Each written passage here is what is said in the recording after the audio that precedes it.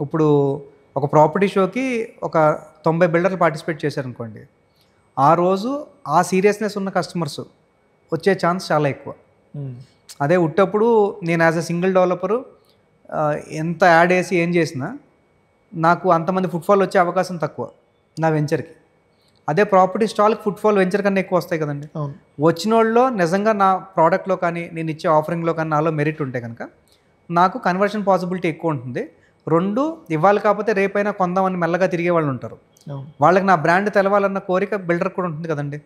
ఇప్పుడు ఎక్కడో హోర్డింగ్ మీదో, అడ్వర్టైజ్మెంట్ మీదో నేను డబ్బులు ఖర్చు పెడితే గ్యారంటీ ఇల్లుని ఎత్తుకునే కస్టమర్ చూస్తారన్న గ్యారంటీ లేదు. అదే ప్రాపర్టీ షోలో నేను స్టాల్ పెట్టాను. ఇవాళ కాకపోతే రేపైనా కొనొచ్చు ఆయన. నాది కాకపోతే ఇంకో ప్రాపర్టీ అయినా కొనొచ్చు. కానీ ఆయనకి నా బ్రాండ్ ఉంది తెలుస్తుంది. హ్మ్. అందుకోసం బిల్డర్స్ పార్టిసిపేట్ చేస్తారు. సో అది ప్రాపర్టీ షో అనేది win win for both of them అండి. హ్మ్. నెక్స్ట్ సమ్మిట్స్ గురించి చెప్పారు. సమ్మిట్ చాలా డిఫరెంట్ థింగ్ అండి. సమ్మిట్లో ఏంటంటే ఇన్వెస్టర్స్ వస్తారు. ఒక రియల్ ఎస్టేట్ గురించి జెన్యూన్గా నాలెడ్జ్ కావాలనుకున్న వాళ్ళు వస్తారు.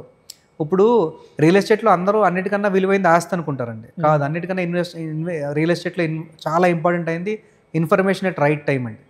హ్మ్. రియల్ ఎస్టేట్లో ఎక్కువ డబ్బులు సంపాదించిన వాళ్ళు, లేకపోతే చాలా బాగా నిలబడిన వాళ్ళు నాలెడ్జ్ ఇన్ఫర్మేషన్ కోసం ఎక్కువ ఇన్వెస్ట్ చేస్తారు. అది టైంలో కానీ, డబ్బులో కానీ.